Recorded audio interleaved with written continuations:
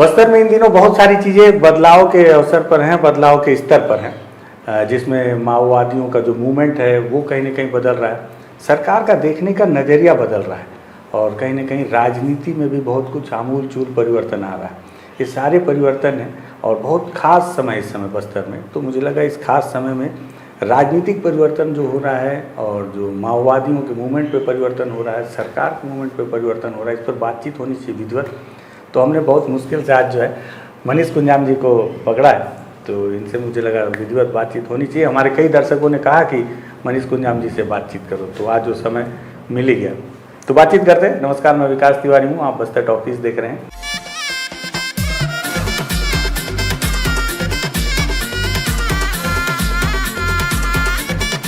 और आज हम बातचीत जो है बस्तर में माओवादी मूवमेंट, सरकार की क्रियाकलाप और जो पॉलिटिकल जो मूवमेंट बता रहा हूँ, जिसमें कि सीपीआई के एक बड़े नेता के तौर पर जो पहचान है, आदिवासी महासभा के अध्यक्ष के तौर पर जो पहचान है, अब बस्तरिया राज मोर्चा के संस्थापक के तौर पर एक नई राजनीतिक पहचान के साथ मनीष कुंजाम जी का एक पहला इंटरव्यू है बस्तर टॉकीज में। तो मनीष भाई, स्वागत है आपका बस्तर टॉकीज में। धन्यवाद।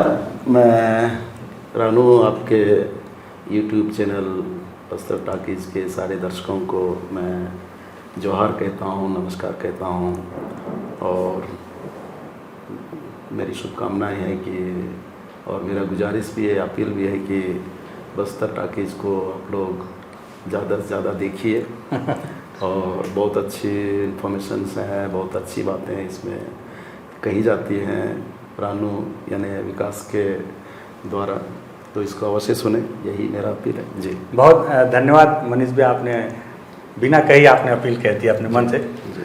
तो मनीष भाई ये बताएं कि अभी बस्तर में बहुत परिवर्तन का समय है फिलहाल में जी। वो 4 दशक से काबिज माओवाद शांति वार्ता को लेकर पत्र जारी कर रहा है। सरकार में जो केंद्र में बैठे लोग जिन्होंने कहा किसी समय में कि लौट आओ वरना मारे जाओगे, उनके सबसे बड़े नेता आकर दंतेवाड़े में बोलते हैं कि नक्सली भाई विनती कर रहा हूँ, उनके बोलने की शैली में परिवर्तन। आपका बस्तरिया राज मोर्चा करके एक नया संगठन का स्थापना, कैसे देख रहे हैं सारी चीज़ों को आप? देखिए, मैं इस पर काफ़ी सोचता रहता हूँ, स्वयं से भी और अपने जो साथी हैं उनसे भी चर्चा करता हूँ। आप जैसे लोग हैं उनसे भी मेरी बातचीत होती रहती है। तो मैं ये देख रहा हूँ कि अभी सरकार बस्तर के हर हिस्से में कैंप डाल दिया है और पिछले कई महीनों से लगातार जो ऑपरेशन हो रहे हैं, मुठभेड़ जिसको इनकाउंटर कहते हैं, उसमें कई संख्याओं में माओवादियों को मारा जा रहा है। तो उसके बाद माओवादियों की तरफ से कहा जा रहा है कि अब शांति वार्ता किया जाए। तो इस पर मेरा एक थोड़ा अलग से नज़रिया है कि आप अभी जब पूरा बस्तर को छावनी में बदल दिया गया, उसके बाद जब बेलडला पहाड़ सहित कई खदानों को मल्टीनेशनल्स कंपनियों को सौंपा जा रहा है, उस परिस्थिति के भीतर आप कह रहे हैं कि अब हमें शांति चाहिए। जब एक तरह से प्रत्यक्ष अप्रत्यक्ष रूप से पूरे बस्तर की ज़मीन को मल्टीनेशनल को सौंप दिया जा रहा है, तब शांति शांति कह रहे हैं हत्यार। तो ये जो चीज़ हो रहा है उसको लेकर मुझे ज़रा आपत्ति है। मैं 2013 में हम लोग 15 दिन लगातार पैदल मार्च करके ये मांग किए थे सरकार से भी कि माओवादियों से भी अपील किए थे कि आप शांति वार्ता करिए। और 2013 में और शांति स्थापित हो बस्तर में। बहुत मारकाट हुआ, खून खराबा हुआ, आगजनी हुआ, गांव के गांव को बर्बाद कर दिया गया। अब कम से कम ये चीज़ बंद हो जानी चाहिए। हम बस्तर चाहते हैं और खून खराबा नहीं चाहते हैं। ये बात को लेकर के हमने पदयात्रा की। एक अखबार में मैंने बहुत लंबी इंटरव्यू दिया कि आज की तारीख में अगर माओवादी हथियार छोड़ देंगे, शांति की तरफ आएंगे, सरकार से वार्ता करेंगे, शर्त रखेंगे, तो मैं समझता हूँ कि केंद्र और राज्य सरकार सारी शर्तें मान लेगी और बस्तर का जल जंगल ज़मीन सुरक्षित हो जाएगा। और बस्तर को अगर ऑटोनॉमी देना चाहते हैं तो ऑटोनॉमी भी मिल जाएगा और बहुत सारे अधिकार मिल सकते हैं बस्तर के आदिवासी जनता को। तो ये सुनिश्चित कर सकते हैं माओवादी और इससे उनका बहुत बड़ा नाम हो सकता है भविष्य में। आदिवासी हमेशा नहीं भूलेंगे उनको। तब हमने ये बात कही थी और तब माओवादियों ने हमारी इन बातों को खारिज किया, बल्कि नकारात्मक लहजे में हमारा इन बातों को लिया। और जवाब दिया ये उन्होंने? नहीं, हाँ, उन लोगों ने कई पत्रिकाओं में कहा कि मनीष कुंजाम इस जनयुद्ध को ख़त्म करना चाहता है, शांति की बात करता है, इस तरीके का बात। उस समय माओवादियों ने ये बात कहा। 13 की बात है, 13 झीरम घटना के पहले या पहले अच्छा, की बात क्योंकि है। 25 में वो ये तब जब कलेक्टर के अपहरण अच्छा होने के बाद की घटना है। जब अपहरण होने के बाद कलेक्टर को रिहाई में ले आने में मेरी भी बहुत महत्वपूर्ण भूमिका रही है। तो उस पूरे पृष्ठभूमि के भीतर मैंने ये बात कही थी और आंदोलन भी किए और बातें भी कही। तो तब माओवादियों ने हमारे इन बातों को बिल्कुल तवज्जो नहीं दिया, बल्कि नकार दिया सिरे से। अब जब तब भी हम लगातार हर प्लेटफॉर्म में शांति की बात करते रहे, इधर भी अपील करते रहे, उधर भी अपील करते रहे, तो हमारी बात को कभी इन लोगों ने बहुत महत्व नहीं दिया। अब जबकि पूरा छावनी में तब्दील हो गया बस्तर और पूरी ज़मीन पर कब्जा हो गया, तब कह रहे हैं कि हमें शांति चाहिए। तो वो चीज़ हमें मंजूर नहीं, हमें बहुत अंदर तक तकलीफ दे रहा है। मतलब जब उनकी ज़मीन अब छीन ली जा रही है जिस पर उन्होंने कब्जा जमाया हुआ था, तो इसीलिए मैं कह रहा हूँ कि ये माओवादियों का ये जो तरीका है ये बिल्कुल क्षम्य नहीं है। मैं अभी भी आपके बहुत जिम्मेदारी के साथ कह रहा हूँ। अब तो आखिर अब शांति होगी मान लीजिए, तो बस्तर को क्या मिलेगा? क्या अमित शाह के नेतृत्व में चलने वाला ये जो अभियान है और ये जो सरकारें हैं, क्या माओवादियों की कोई शर्त मान लेंगे? कभी एक शर्त नहीं मानने वाले हैं। अब तो बोले कि बिना शर्त बात हो। हाँ। नहीं तो बंदूक का जवाब बंदूक से देंगे बोल रहे हैं। तो अब बताओ, जब उनकी एक बात नहीं मानना है तो फिर वार्ता किस बात की है और क्या मांगेंगे? इतना बर्बाद हो गया बस्तर, हजारों परिवार बिखर गया, हजारों लोग अनाथ हो गए, हजारों परिवार पलायन कर गया, बर्बाद हो गए, कई गांव उजड़ गए। उसके बाद कोई उनके तरफ से राहत नहीं। आप बोल रहे हैं हमें शांति चाहिए। जब हम देख रहे थे उस समय कि नहीं आप अभी करोगे तो सारी बात मान लेंगे, तब तो आपने माना नहीं हमारी बात। आप कह रहे हैं जब पूरा कब्जा हो गया तब हमें शांति चाहिए। तो मुझे ये बात बहुत अंदर तक नागवार गुजर जी अंदर तक चोट पहुंचाता है, तकलीफ देता है। आपके पास कुछ पत्र भी भेजा है माओवादियों ने, क्या लिखा है उस पत्र में? उन्होंने लिखा है कि आप शांति के लिए प्रयास करिए, सरकार पर दबाव डालिए, बस्तर में जो आदिवासी संगठन हैं उनके प्रमुखों से बातचीत करिए, वो भी सरकार पर दबाव डालें। यही बातें उन लोगों ने कहा है। तो मैं मतलब ये कि वो शांति की बात जल्दी जल्दी करना चाहते हैं और ज़्यादा लंबा नहीं खींचना चाहते हैं। तो वो हम उनकी चटपटाहट को, उनकी व्याकुलता को समझने की कोशिश कर रहे हैं। इसका मतलब ये है कि वो असुरक्षा से बहुत भयभीत हैं, कभी भी उनको इनकाउंटर किया जा सकता है, इसलिए इतना व्याकुल है, परेशान है शांति की बात कहने के लिए, करने के लिए। तो आपने जवाब दिया क्या उसको? नहीं, अभी तक तो हम जवाब देते, हम तो आप लोगों के माध्यम से अपनी बात कह रहे हैं। उसको लेकर वो क्या जवाब देंगे वो अब देखेंगे, इंतजार करेंगे। तो उस जवाब में इसको भी आप जोड़ेंगे क्या कि जब 13 में हमने शांति वार्ता की बात कही तो आपने ये जवाब दिया? तो नहीं, हम वो जवाब तो अपने आप में आपके चैनल के माध्यम से वो लोग अगर देख रहे हो तो सुनेंगे।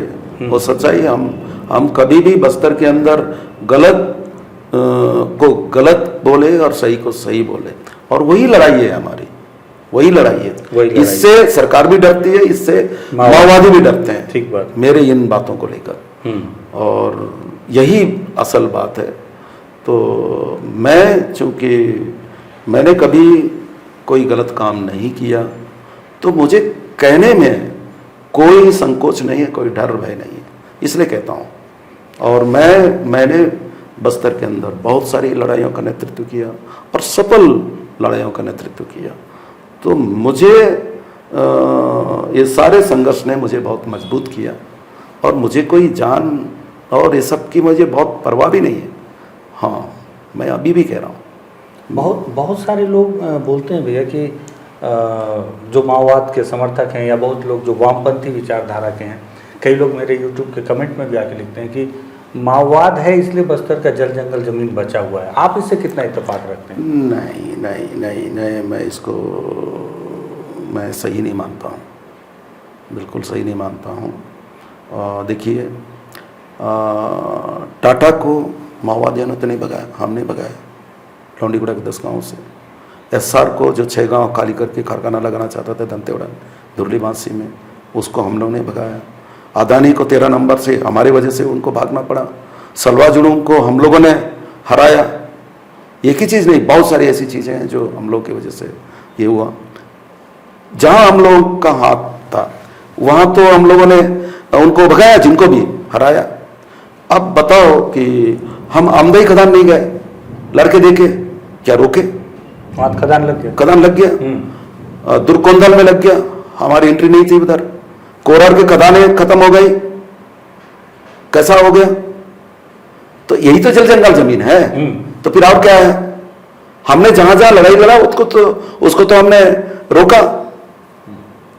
तो फिर जब जल जंगल जमीन बचाने की बात आती है, तो ये एक तरफा बात माओवादियों की वजह से बचा कैसे बोल सकते हैं? हमने जो अहिंसक तरीके से लड़ाई लड़ा और जो आंदोलन किए, उसकी वजह से ये बचा। माओवादी एक लड़ाई लड़ करके बताएं कि कौन से खदान बचाए और कौन सी चीज बचाए, ये तो बताएं।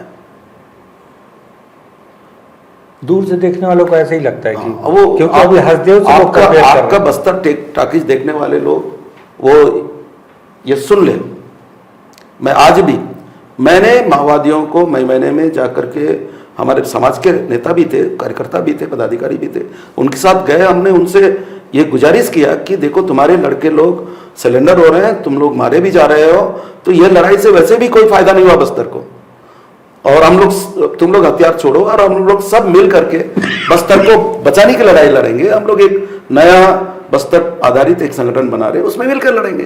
अच्छा, आप माओवादियों से कहा बात? हाँ, हमने इस स्तर के नेता रहे होंगे जिससे आप SZC के नेता दोनों अच्छा। थे जी, हमारे लोकल लड़के थे।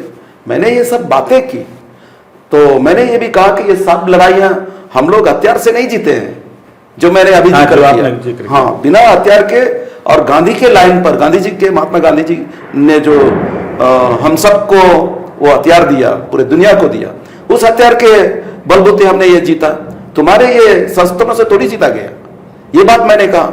और अभी भी हम लोग ये बस्तर को बचा सकते हैं, और तुम लोग हथियार छोड़ो, और जब तुम लोग अभी जितना जल्दी हथियार छोड़ोगे तो ये शांत हो जाएगा। तो हम लोग सब मिलकर के ये जो कैंप लगे इनके खिलाफ आंदोलन शुरू करेंगे, अहिंसात्मक तरीके से। ये भी मैंने कहा। तब तो उन लोगों ने कहा कि नहीं, अब हम हथियार से ही लड़ेंगे, अकेले भी रहेंगे तो हथियार से लड़ेंगे। अकेले भी रहेंगे मतलब आखिरी बच जाएंगे तो? हाँ, एक भी रहेंगे तब भी हथियार नहीं छोड़ेंगे, ये उनका कहना था। SZC लेबर के लोग, लेबर। हाँ, तो अब बताओ कि अब ये लोग जब पूरा कब्जा हो चुका, उसके बाद कह रहे हैं कि हमें शांति चाहिए, तो तब तकलीफ तो होगी। जबकि हमने इसके लिए पहले से ही अपील करते रहे और गुजारिश करते रहे हैं, निवेदन करते रहे।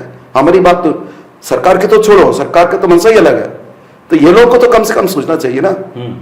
और ये भी उनको सोचना चाहिए कि अभी 1 साल 2 साल पहले कोविड के समय में देश के किसान दिल्ली के बॉर्डर पर लड़ते लड़ते भले 700 साढ़े 700 लोग शहीद हुए, पर 3 जो किसानों के खिलाफ का कानून था, काले कानून, उसको मोदी को वापस लेना पड़ गया। ये क्या हथियार के दम पर हुआ? नहीं हुआ, अहिंसा के दम पर हुआ। तो ये अहिंसा में बहुत ताकत होता है, ये महात्मा गांधी ने आजादी के पहले ही कहा था और करके दिखाया उसने। तो इसको ये लोग मान नहीं रहे।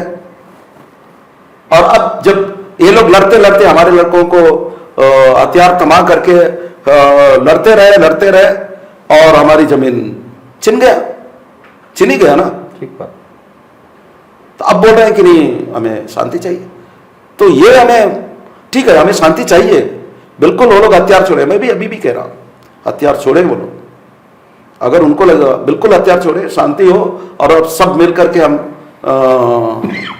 ये जो फोर्स के कैंप खुले हैं उनके खिलाफ आंदोलन करेंगे और जल जंगल जमीन जो है बड़े कंपनियों को जाने से लेकिन भैया ये ऐसे कैसे होगा? देखिए अभी जो माओवादी हथियार छोड़ना मतलब सरेंडर करेंगे जी। अगर वो सरेंडर करेंगे तो उनको सरेंडर पॉलिसी का लाभ देगी सरकार, और जब देगी तो लेंगे। जब वो सरकार से ही अन्याय ले लेंगे तो फिर सरकार के खिलाफ खड़े हो पाएंगे जब उनको पैसा और सारी चीज़ें मिलेंगी? तो क्या लगता है, क्योंकि आप देखिए जितने माओवादियों ने समर्पण किया है अभी तक वो डीआरजी में और फिर से हथियार उठा के लड़ रहे हैं, सरकार की तरफ से लड़ रहे हैं। तो क्या आपको लगता है कि अब ये सरेंडर करके वापस, या तो फिर वही है फिर आपका जो पार्टी है बस्तर राज मोर्चा वो ज्वाइन करें? देखिए मैं कभी कभी यही सोच के परेशान हो जाता हूँ कि माओवादी लोग 24 घंटा पुलिस के खिलाफ, सरकार के खिलाफ बोलते रहते हैं, आग उगलते रहते हैं, वही तैयारी करके लड़कों को प्रैक्टिस करवाते हैं। तो फिर वहाँ से भाग के सीधे सिलेंडर के नाम से पुलिस के सामने ही आ रहे हैं। जिन पुलिस को 24 घंटा गाली देते हैं वहीं पे उन्हीं के पास जाते हैं। मतलब आत्मसमर्पण का वो उसका पूरा मीनिंग समझ रहे हैं कि हम पूरा जान और आत्मा सब कुछ तुम्हें सौंप दे रहे हैं, तुम्हें माए बाप हो, तुम्हें भगवान हो, यही ना? ठीक है। हाँ। और जिनको पूरे समय गाली देते रहे वहीं पे समर्पण कर रहे हैं। तो ये हमें थोड़ा सा अजीब सा लगता है कि क्या माजरा है। तो इसलिए मैंने एक नया प्रस्ताव दिया। अच्छा, कौन कर रहा है? वो आदिवासी जिन्होंने भूमकाल आंदोलन किया, जिन्होंने जहां से गुंडा दूर पैदा हुए, हाँ, जो कभी झुके नहीं। और आज आप सबसे पहले तो आप गलत हथियार उठा लिए, लड़ने चले गए। अब जब लड़े भी तो फिर उन्हीं के सामने हथियार भी डाल दिए, एक नया अध्याय लिख रहे हो। हालांकि मैं इस बात को ये नहीं कर रहा हूँ कि माओवादी समर्पण ना करें। हाँ, नहीं, वही विकास मैं रानू ये बताना चाह रहा हूँ कि अभी हम माओवादियों को पूरे इतने तमाम नाराजगी के बावजूद, तमाम शिकायतों के बावजूद थोड़ा सम्मान के साथ हम उनसे ये भी अपील करना चाहते हैं कि वो लोग सरकार के बजाय ये जो तमाम जो संगठन अभी जो हाय तौबा कर रहे हैं शांति शांति बोल के बाहर के, ऐसे लोगों के समक्ष पूरा हथियार सौंप देना। इनके सामने थोड़ा बहुत मान सम्मान रहेगा। ठीक बात है ना? हाँ। जो मान सम्मान इसको बोलते हैं कि हाँ मान सम्मान, हाँ, इज्जत बचा रहेगा। और थोड़ा ये रहेगा कि चलो यार तब कैंपों के खिलाफ लड़ने का एक ग्राउंड भी तैयार रहेगा।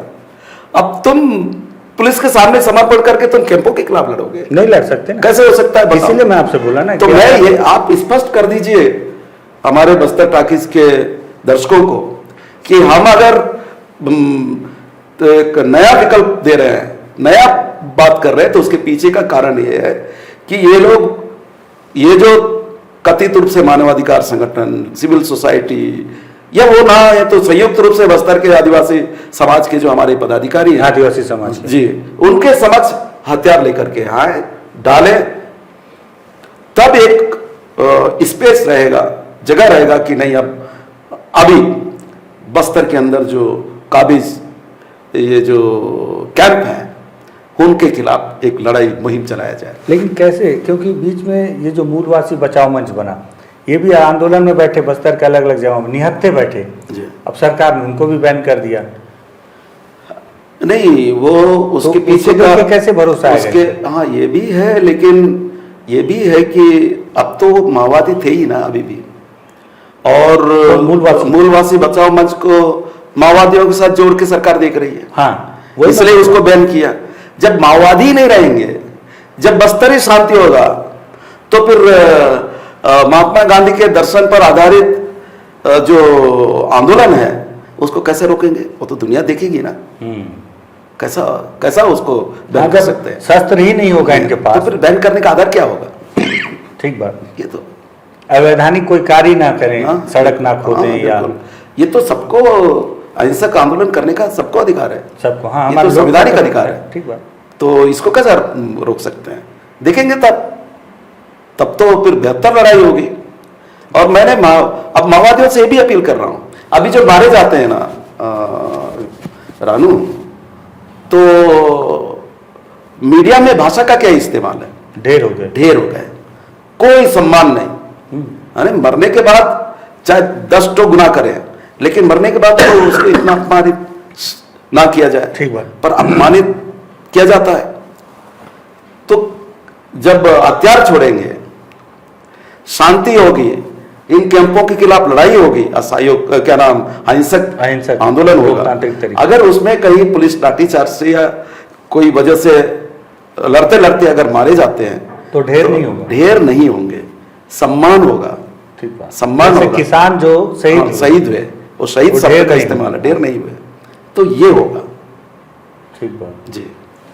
तो अच्छा, क्या लगता है भैया कि बस्तर में अगर मान लीजिए अगर सरकार आपको बीच में रखना चाहे कि माओवाद को शांति वार्ता को लेकर आप सरकार की तरफ से कोई समिति अगर बना, हालांकि समिति तो नहीं बनेगी, ऐसा कहा है विजय शर्मा जी ने। नहीं, अभी तो मैं क्या करना इस काबिल नहीं हूँ। मैं बोल रहा हूँ, मैं इस काबिल नहीं हूँ कि मैं इस बीच में ये सब करूँ। और मैं तो बस्तर के हमारे समाज के नेताओं को सामने कर रहा हूँ। अगर वो जो हैदराबाद दिल्ली में हायतोबा करने वाले हमारे जो सिविल सोसाइटी मानवाधिकार संगठन के लोग हैं, वो लोग सामने आए और उनके बीच में बातचीत हो। ये हायतोबा कर रहे हैं, मतलब आप तो एक तंज कस रहे हैं, मतलब क्या लग रहा है कि उनकी मंशा कुछ और है क्या? जो मैं तंजी कस रहा हूँ। हाँ, वो दिख रहा है ना। जब जरूरत था तब तो इन लोगों ने कभी ऐसा मूवमेंट नहीं किया। अब जब इस तरीके से पूरा बस्तर में कब्जा हो गया, तब फिर ये बात कर रहे हैं, तो तब मुझे तकलीफ होगा ना। यही तकलीफ की बात तो जब से मैं कह रहा हूँ, और क्या है।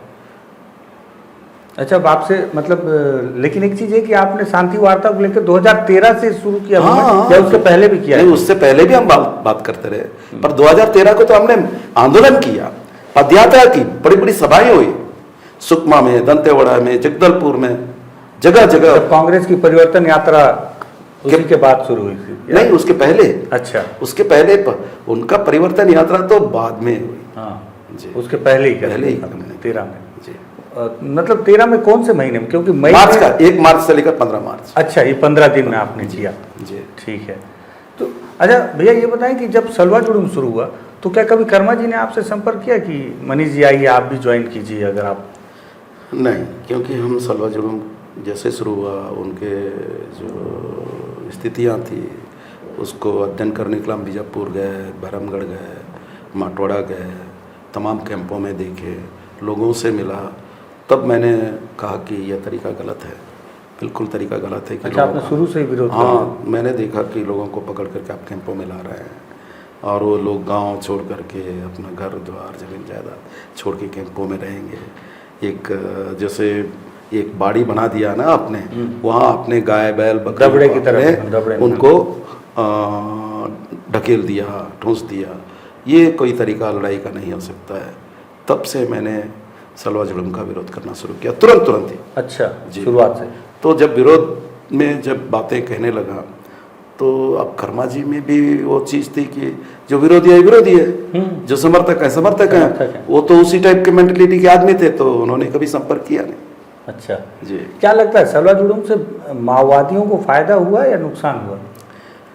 सलवा जुलूम से माओवादियों, दो लोगों को फायदा हुआ। मैं अक्सर ये बात कहता था, सबसे बड़ा फायदा माओवादियों को हुआ। उनको कैडर्स नहीं मिल रहे थे, कैडर बड़ी तादाद में मिले, हजारों की संख्या में मिले, बटालियन तैयार हुई। हाँ, बटालियन तैयार हुआ, और उनके पूरे बस्तर में ये लोग छा गए। और बाकी एरिया में भी यहाँ के कैडर्स काम करने लगे, मध्य प्रदेश, आंध्रा, महाराष्ट्र, उड़ीसा, झारखंड, सब इलाकों में यहाँ के कैडर्स गए। तो ये उन्हें मिला। और दूसरा जो लाभ हुआ वो है भाजपा को, जो दक्षिण पश्चिम बस्तर में इतनी मजबूत नहीं थी, उनको ये मजबूती दिलाया कैंपों ने। अच्छा, लाने के बाद लाने 2 लोगों को मिला, एक आरएसएस को और दूसरा माओवादियों को, दोनों को पैरेलल फायदा मिला। पैरेलल फायदा हो। अच्छा जी। अभी जैसे आपने सुना है क्या भैया, अबूझमाड़ में एक मैनुअल रेंज बनने की चर्चा हो रही है, जिसमें 54,000 हेक्टेयर ज़मीन खाली करवाया जाएगा, सेना का वहाँ पे प्रैक्टिस के लिए जगह उनको दी जाएगी, जिसमें 54 गांव भी खाली होंगे अबूझमाड़ के। हाँ, नहीं, ये जानकारी है और हम लोग समाज के लोगों के साथ चर्चा किए, बातचीत किए, समाज के लोग जाकर के उन गाँवों में बातचीत भी किए।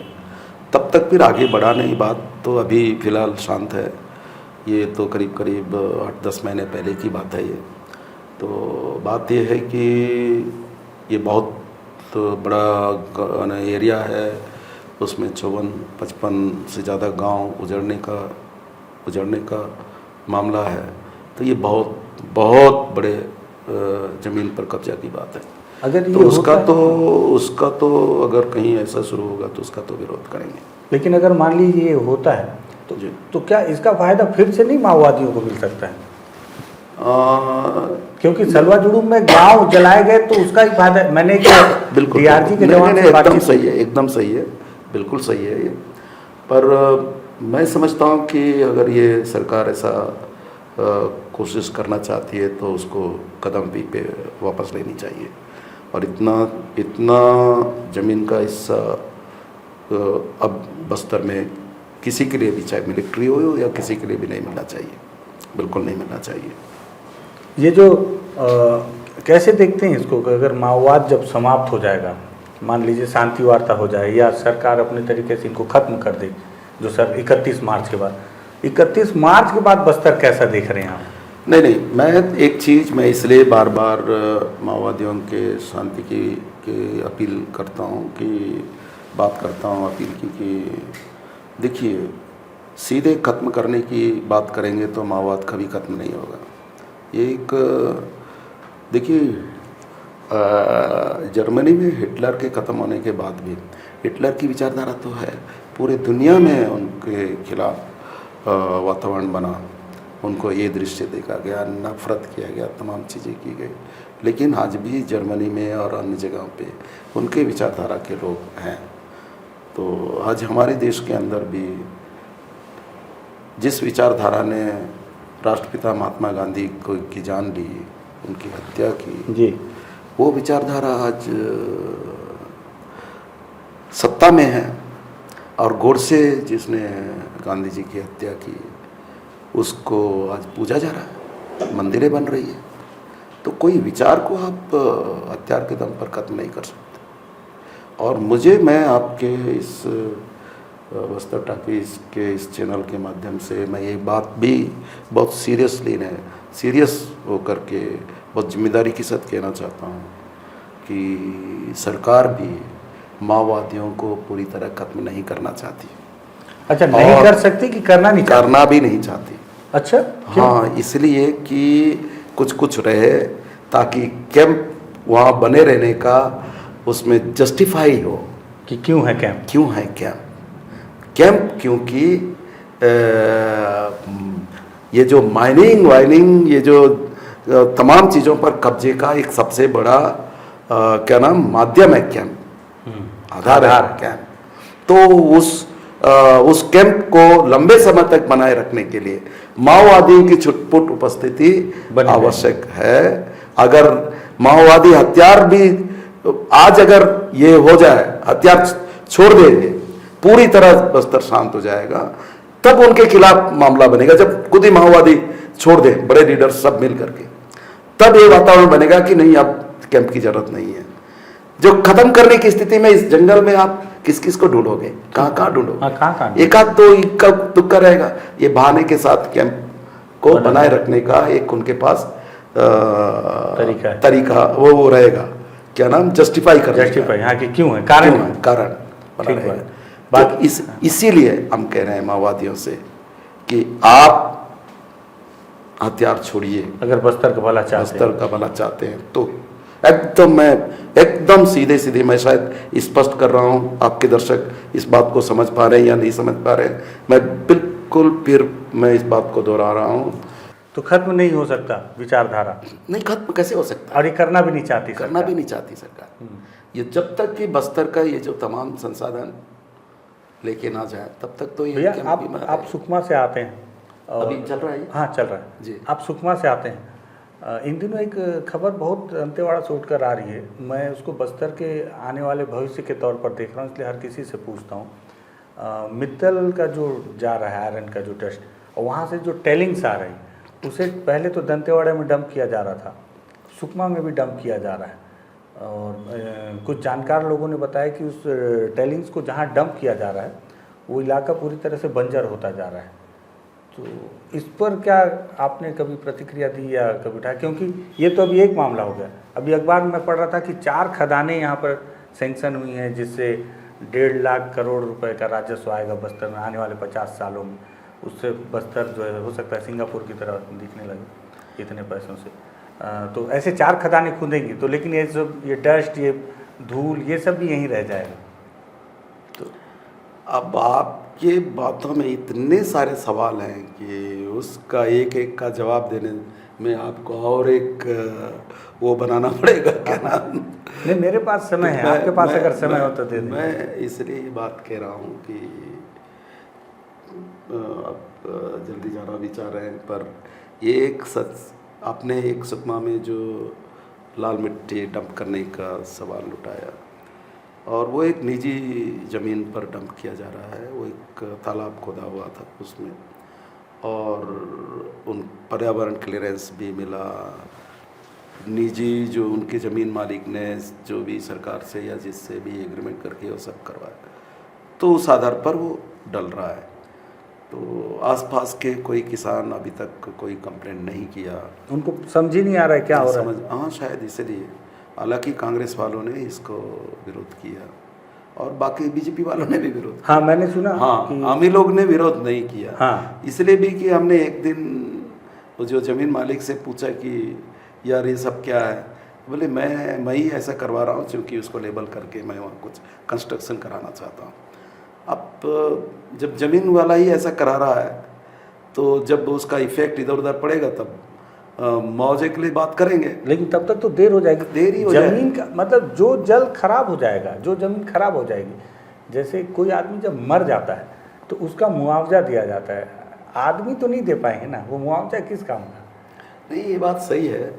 और मैं तो हम लोग बहुत सारी लड़ाई लड़ते रहते हैं। हाँ, इसीलिए मैंने आपसे पूछा। हम सोचे कि ये लड़ाई चलो कांग्रेस वाले और भाजपा वालों को सौंप दिया जाए कि ये लोग कितना लड़ करके कामयाब होते हैं, कि कहीं ऐसा ना हो कि कोई ये लड़ाई भी वो लोग अपना कीमत वसूलने के लिए कर तो नहीं रहे हैं। हाँ, वो भी दिख जाएगा, वो भी देखेंगे ना, वो भी दिख जाएगा। वो भी देखेंगे। ठीक बात। इसलिए थोड़ा आप भी देख लीजिए, हम भी देखेंगे। अभी आपने सीजी खबर में एक बहुत अच्छा साक्षात्कार दिया था, उसको लेकर मेरे पास किसी एक दर्शक ने कॉल करके पूछा और उन्होंने कहा, अपनी आपत्ति जताई। उन्होंने कहा कि मनीष कुंजाम जी माओवादियों के खिलाफ जिस तरह से बोल रहे हैं, अभी पहले नहीं बोलते थे, उनके ससुर की हत्या के बाद से उनके सुर बदल गए। तो ये एक किसी ने मुझसे कहा, इस पर क्या कहना? नहीं, मैं पहले भी बोलता रहा हूँ। पहले भी अगर हम शांति की बात करते रहे तो इसी के लिए बोलते रहे, और क्या है। और हमारी भाषा में बदलाव नहीं आया, बल्कि वो थोड़ा सा रूपांतरण हो गया, थोड़ा सा अलग तरीके का रूपांतरित हो गया है। पर सच ये है कि हमारी तड़प थी अंदर से, तभी तो हम शांति की बात करते थे। ठीक बात। और अब जब वो लोग माओवादी जब पूरी तरह, अब वो लोग कह रहे हैं कि हमें शांति चाहिए, उनके अंदर तड़प दिख रही है, तो तब हमें ये बात कहनी पड़ रही है। उन्होंने कहा सरकार पर दबाव बनाइए। आप तो अपील कर रहे हैं माओवादियों से, क्या आप सरकार पे भी दबाव बनाने के लिए कुछ करेंगे? क्योंकि सरकार ने तो कह दिया कि भाई हम जिस परिस्थिति में वैसे ही बात करने के तैयार हैं। देखिए, सरकार पूरी तरह कॉरपोरेट के लिए काम कर रही है, बड़े कंपनी के लिए काम कर रही है। ये केवल बस्तर के लिए नहीं बल्कि पूरे देश के लिए भी यही चीज़ लागू होता है। अब अदानी है, अंबानी है, ये सब और कंपनियों के लिए पूरी मोदी की सरकार उनके लिए पूरा पलक पावड़े बिछाए रखी है और सारी चीज़ उनको सौंपते जा रही है। तो अब बस्तर का जहाँ तक सवाल है वो तो कर ही रहे हैं। तो जो सरकार पूरी तरह कॉरपोरेट ग्रस्त हो और उनसे आप कितना उम्मीद करोगे कि वो आपकी बात मानेंगे। इसलिए जो थोड़ा बहुत समझते होंगे माओवादी लोग जो इतने लंबे समय से आदिवासियों के बीच में काम कर रहे हैं, आदिवासियों के साथ रह रहे हैं, उनका खाना खा रहे हैं, तो उनका दर्द समझे।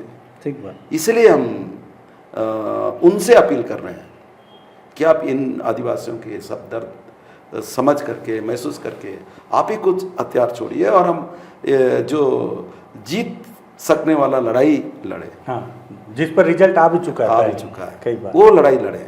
इसलिए हम ये तड़प के साथ दिल से निकली हुई बात है। ठीक बात। ये कोई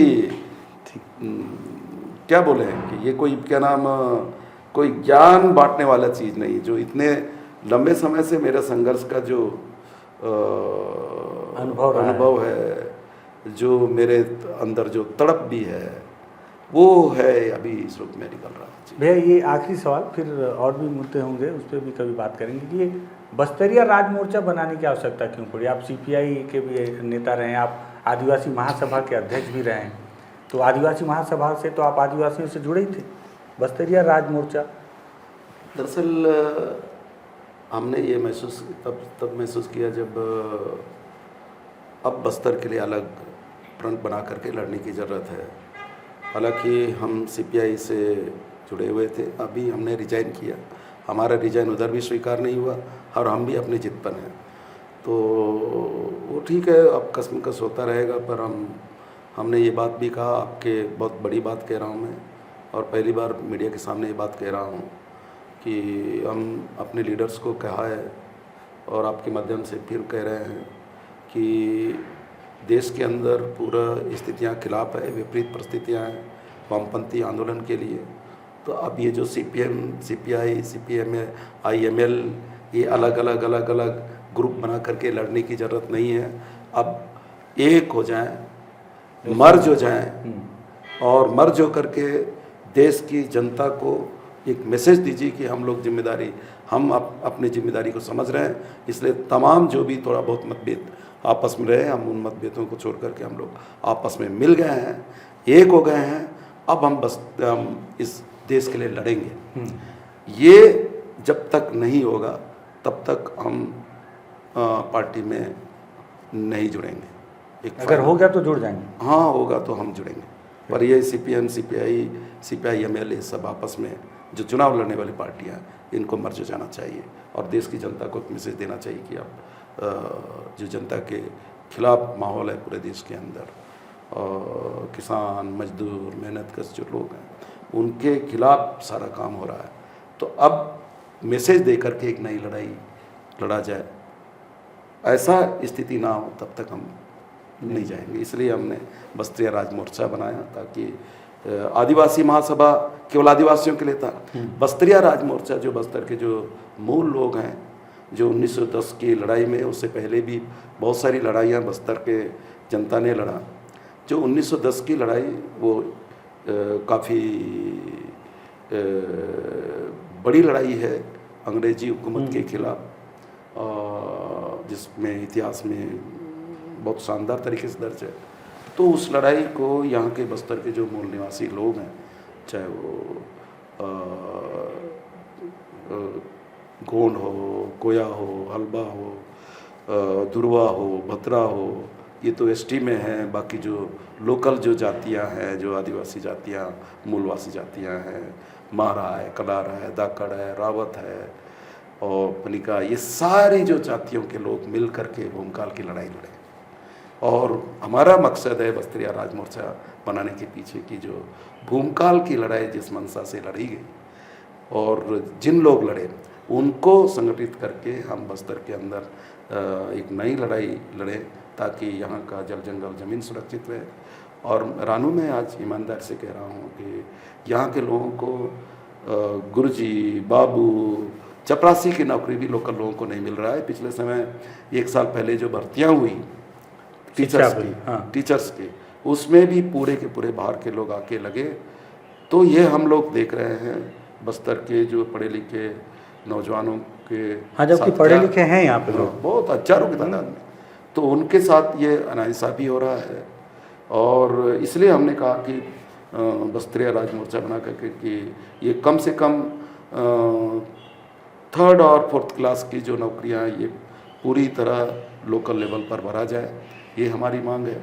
यहाँ जो ठेकेदार ही है, अब ऐसा लगता है कि चूंकि ठेकेदारी में कोई आरक्षण ही नहीं है, तो ये चारामा से लेकर के आप देखोगे कोंटा तक। कोंटा पटनम तक एक लोकल आदमी नहीं मिलेगा। एसटी के साथ छोड़िए, जो लोकल है, जो कलार, धाकड़, रावत, ये महारा, इन जातियों के लोग भी कोई ठेकेदार नहीं मिलेगा। नहीं, हाँ। और जबकि ठेकेदार के माध्यम से, ठेकेदारी के द्वारा अधिकांश विकास के कार्य कराए जा रहे हैं, और उसमें भी पैसों का कितना बड़ा न्यारा बंदरबाट होता उसी में ही है। हाँ, उसी में सब मालामाल हो रहे हैं, और उसमें लोकल लोग देखोगे तो एक भी नहीं है, एक भी नहीं है, गिनती के नहीं है। तो इसलिए हम चाहते हैं कि हमने मांग किया है कि बस्तर के लोगों को ठेकेदारी में, सरकारी ठेकेदारी में आरक्षण दिया जाए। आप संख्या के हिसाब से दोगे या कम से कम 50% से ऊपर आरक्षण इन लोकल लोगों को देना चाहिए, इन्हीं से काम करवाएंगे, इन्हीं से काम कराना चाहिए। ये हमने, ये हमारा बस्तरिया राज मोर्चा बनाने के पीछे का उद्देश्य है। और ये जो माइनिंग है, माइनिंग जो भी, चाहे राष्ट्रीयकृत वन खनिज हो या गौड़ खनिज हो, इन खनिजों पर हम केवल प्रस्ताव देने वाले ना हों रानू, कि ग्राम सभा प्रस्ताव देगा और वो भी तो फर्जी हो जाती है। हाँ, फर्जी हो जाता है, बस सही है, लेकिन फर्जी भी, पर हम ये कह रहे हैं कि केवल प्रस्ताव देने वाले ना हो, उससे ज्यादा भी अधिकार। हाँ, हम अब प्रस्तावक ही हो, और हिस्सेदार बाकी सब माल वो लोग खाएं, बाहर के हाँ, सेठ लोग, हाँ। ये ना हो। हम ये कह रहे हैं हिस्सेदार बने कि उसमें। हाँ, हिस्सेदार तो बने ही, बल्कि हम ये भी कह रहे हैं कि हमारे लड़के लोग क्यों ये काम नहीं कर सकते हैं। सरकार इसके लिए फंड मुहैया कराए ना, टेक्नोलॉजी दे ना, हमारे लड़के करेंगे। अब कंपनी बना करके, स्व सहायता समूह बना, या क्या कमी समूह है? बना करके, या ट्रस्ट बना करके, फर्म बना करके हमारे लड़के करेंगे। भैया एक दिक्कत भी है जो मेरे को समझ में आया, जी, मेरे को ये समझ में आया कि ऐसा नहीं है कि नहीं, मैं पूरा हाँ, हाँ, करना जी, चाहूँ।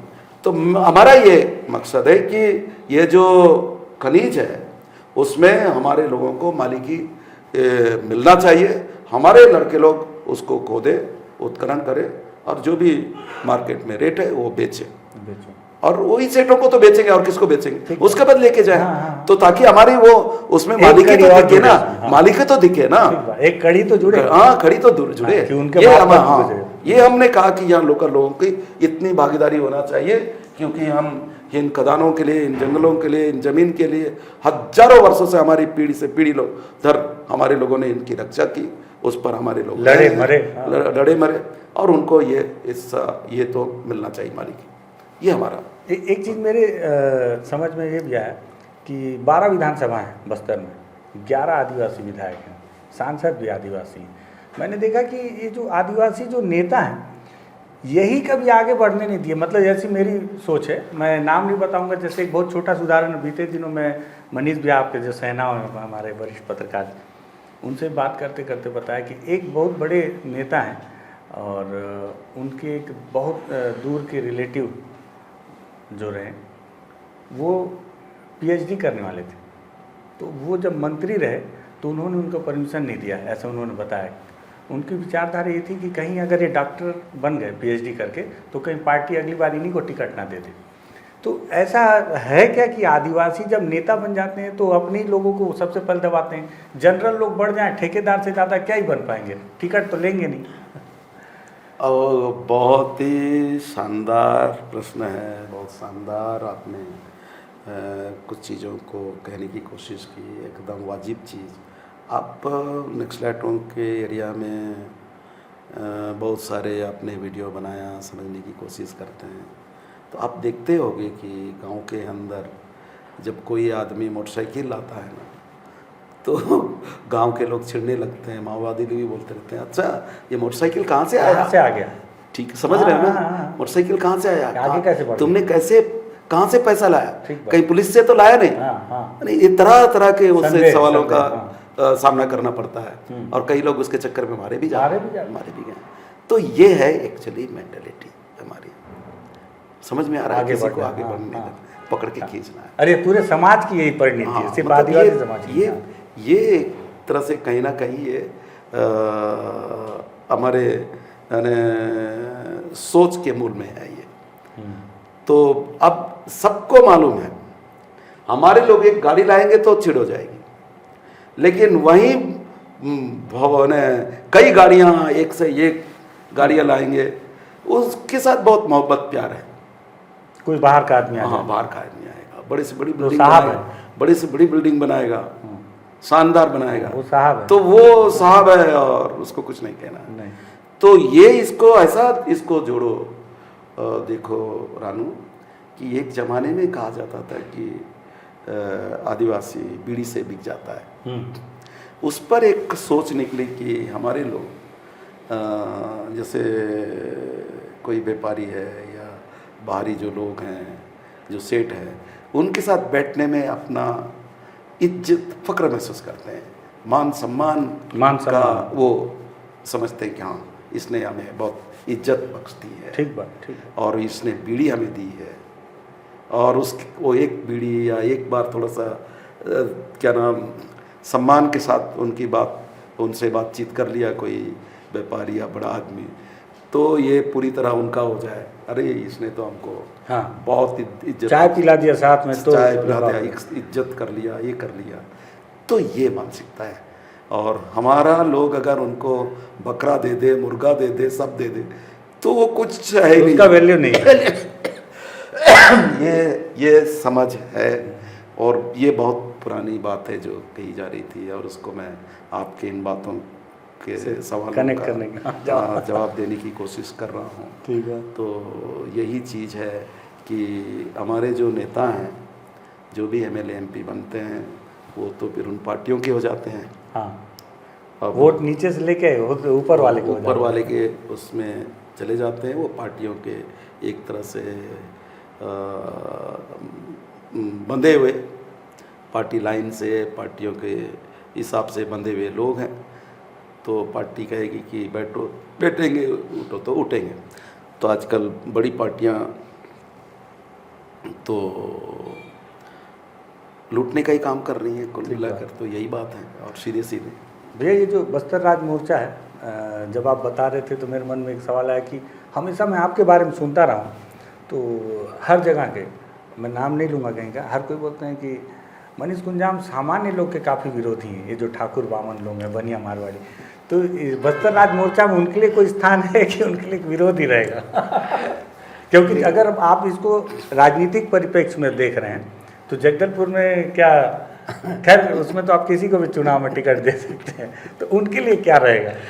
देखिए, ये बहुत बड़ा प्रश्न आपने किया, और मैं इसको इस एक लाइन से जवाब देना चाहता हूँ कि हमने बस्तिया राज मोर्चा बनाया, तब हमने ये इस पर काफ़ी सोच विचार किया, उसके बाद इसको बनाया, और ये इशूज़ को भी डाला कि नहीं भाई, अगर जिस तरीके से बाहर से जो अभी निरंतर लोग आ रहे हैं, और बस्तर की धरती तो उतनी ही है ना, और फिर वो ज़मीन पर उसका असर हो रहा है, प्रेशर पड़ रहा है, तो आदिवासी की ज़मीन पर भी कब्जा कर रहे हैं लोग, ठीक बात, तो अलग अलग तरीके निकाल रहे हैं।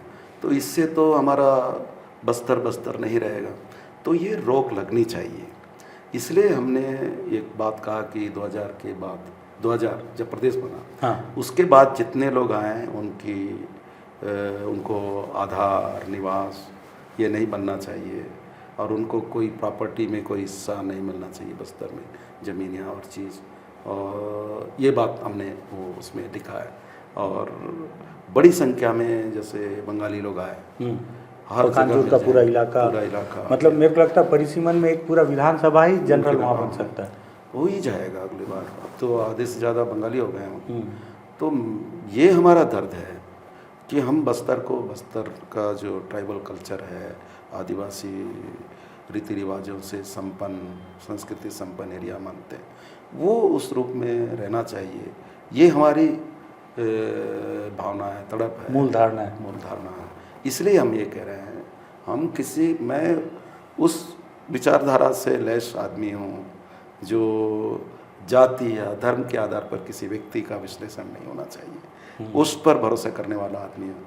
जब बस्तर के अंदर मैं ये सब चीज़ देखता हूँ तो मुझे लगता है कि नहीं, ये बात कहनी चाहिए, तो मैं ये कहता हूँ। और ये बात भी कि एक बात मैं आपको और कह देना चाहता हूँ कि जब ठीक है, क्वालिटी ठीक है ना, हाँ ठीक। जब बस्तर के अंदर 1994 से लेकर के 96 तक बस्तर के अंदर छठवीं अनुसूची को लेकर के जब लड़ाया जा रहा था, तो हम लोग छठवीं अनुसूची के फेवर में थे कि बस्तर में छठवीं अनुसूची के अनुसार ऑटोनॉमी मिलनी चाहिए, स्वशासन मिलना चाहिए, इसके लिए हम लोग लड़ रहे थे। तो इसके खिलाफ यहाँ के सारे सेठ व्यापारी लोग एक होकर के कर्मा जी को सामने किए, बलिराम कश्यप को सामने करके फिर लड़ाए जम के। हाँ। तो उस समय भी हमारे मन में ये भावनाएं आई कि भाई ये लोग इतना उल जुलूल अफवाहें उड़ाए हमारे खिलाफ, क्या क्या बात किए। तो ये जो सेठ लोग हैं, यही लोग तो पढ़े लिखे थे, यही लोग तो कानून जानते थे। तो ये कहाँ था, वो किस में लिखा है, किस संविधान के किस हिस्से में लिखा है कि छठवीं अनुसूची लागू होगा तो बाहर के लोगों को भगाएंगे? लिखा तो नहीं, ये तो कहीं लिखा नहीं है। और ये अफवाह फैलाने वाले भी कौन?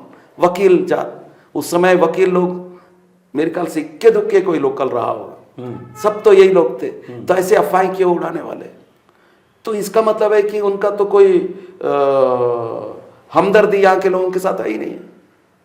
एकदम लूट पर आधारित सिस्टम को बनाए रखना चाहते हैं, इसलिए ये कह रहा है। इसलिए एक मेरे अंदर भी इस तरीके का जो मानसिकता का डेवलप जो हो जाता है, कभी प्रतिरोध तो इस वजह से भी कभी कभी ये बातें निकल जाती हैं। तो मैं कहता हूँ कि आज भी जैसे हम पेशा का बहुत जिक्र करते हैं, पेशा को बनाया किसने? एक पंडित ने, ब्रह्मदेव शर्मा ने, हाँ, है ना, दिलमिली में बैठ करके।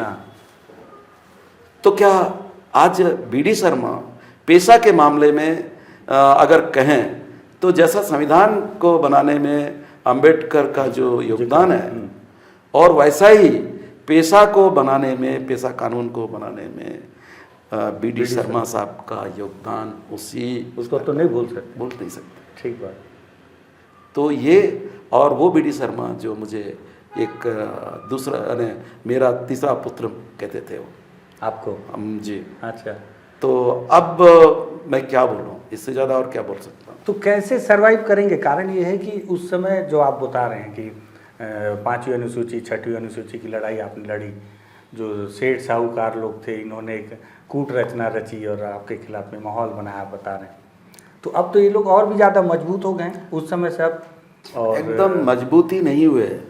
और ये भी बोला जाता है कि मनीष कुंजाम हर बार विधानसभा चुनाव हार जाते हैं इसलिए क्योंकि वो जो सुकमा और छिंदगढ़ का जो इलाका है और जहाँ पे जनरल लोग ज़्यादा हैं, बाहरी लोग ज़्यादा हैं, तो उनके द्वारा जो उनको विरोध किया जाता है वोटिंग के पॉइंट। नहीं एकदम सही है। और हम चुनाव तो इनकी संख्या तो बड़ी, चुनाव भी हारे भी इसी वजह से। हाँ, 1997 हर बार यही कहा जाता है, हारे भी इन्हीं वजह से। और इन सबको डर लगता है, मेरे से बहुत डर लगता है। बहुत। आज भी जब आप बंद का आह्वान करते हैं तो सुकमा बंद होता है, और बहुत डर लगता है। और पता नहीं, और जबकि मैंने आज तक किसी को डराया नहीं।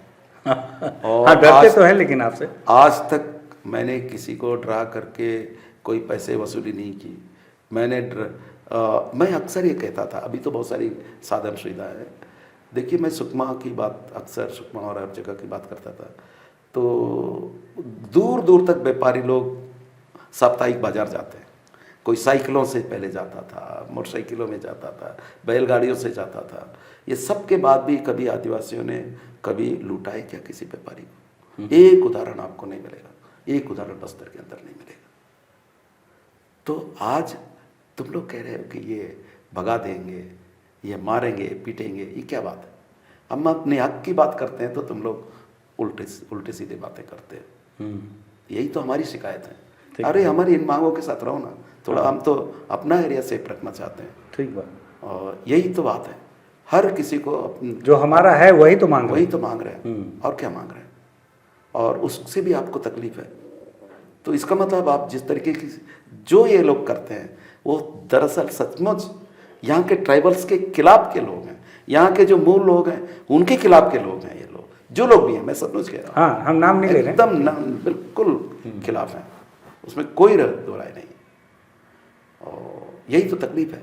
और झारखंड में जो झारखंड मुक्ति मोर्चा बना, यही सब उनके खिलाफ ही तो लड़ाई है। यहाँ लोकल लोग जो, जैसे हम लोग बस्तरिया राज मोर्चा बनाकर लोकल लोगों को संगठित करना चाहते हैं, ऐसा 1938 से झारखंड के इलाकों में लोकल लोगों को संगठित करने के लिए झारखंड के अलग अलग एरिया में अलग अलग संगठन बना है। फिर बाद में जाकर के झारखंड मुक्ति मोर्चा बना, और झारखंड मुक्ति मोर्चा तो पहला 1938 से ही बना, फिर बाद में बनते बिगड़ते आज वो इस रूप में है। जी। झारखंड में एक विधायक है, अभी मैं उनको बहुत देख रहा हूँ, बहुत पसंद कर रहा हूँ, जयराम महतो, तो डुमरी के विधायक हैं जी। तो आप उनसे भी प्रभावित हैं? बातचीत हो रही? नहीं, मैंने बातचीत नहीं करी। कई लोग बोल रहे थे कि चलो बातचीत करो, तो मैं बोला मेरी अपनी लड़ाई है, उनकी अलग लड़ाई है। ठीक बात, हर जगह की स्थितियाँ परिस्थितियाँ अलग है। और अच्छा है कि नया लड़का है और अच्छा बात कर रहा है, ठीक है। पर मैंने उनके एक आध दो वीडियो देखा तो पता लगा कि वो चाहता है कि 1931-32 का जो खाद्यान्न है वो आधार पर उस क्या नाम झारखंड में विकास की नीतियाँ बननी चाहिए, वो आधार वो तैयार किया जाए और उस पर आधारित विकास की नीतियाँ बने, तो मैं राजनीति छोड़ दूंगा। ये उनका कहना था। मैं पॉलिटिक्स में नहीं रहूँगा, मैं भी थोड़ा अलग टाइप का जीवन जीना चाहता हूँ, टाइप ऐसा भी उन्होंने जयराम ने कहा। तो अब उसको समझने में मेरे को भी टाइम लगेगा और किसी को समझना चाहिए। हाँ। किसी आदमी को एक दो वीडियो देखने से हाँ जस्टिफाई नहीं कर सकते, नहीं पहचान नहीं सकते, हाँ, नहीं पहचान सकते, उसको समझ नहीं सकते संपूर्ण रूप से। जी ठीक है। तो बहुत लंबी बातचीत हुई मनीष भाई, लेकिन मेरे सवाल अभी ख़त्म नहीं हुए, समय समाप्त हो रहा है, इसलिए मैं आपको अभी थोड़ा सा समय दे रहा हूँ। Thank you. मनीष भैया हैं और बहुत सारे सवाल छूट गए हैं मेरे से, मुझे याद है अभी भी बहुत सारे सवाल आ रहे हैं। एक ख़त्म होता है तो जहन में लगता है ये भी पूछ लूँ, लेकिन विश्वास करें बहुत देर से हम लोग बातचीत कर रहे हैं। मुझे लगता है कि बहुत बेहतरीन और बहुत महत्वपूर्ण चर्चा हुई है हमारे बीच में, और आगे और भी होगी। इस वादे के साथ इस वीडियो को हम यहीं पे रोक रहे हैं। अगर आपको लगे कि बहुत सारे सवाल महत्वपूर्ण हैं, इस वीडियो को हर किसी को जानना चाहिए, बस्तरिया राज मोर्चा क्या है, क्यों बना, माओवादियों के बीच शांति वार्ता को लेकर मनीष कुंजाम जी की क्या भूमिका हो सकती है, बस्तर जब शांत हो जाएगा तो उसके बाद वो उसका क्या तैयारी, क्या खाका तैयार होगा, सरकार क्या सोचती है, इन सारे सवालों पे अगर आपके भी कुछ सवाल हो तो आप दीजिएगा। दोबारा हम फिर मनीष भैया के पास जाएंगे अगले सवालों और जवाब को लेकर। और ये वीडियो पसंद आया तो शेयर कीजिएगा। बस्तर टॉकीज़ को अगर लगता है ठीक ठाक काम हो रहा है तो सब्सक्राइब कीजिएगा। धन्यवाद। Thank you.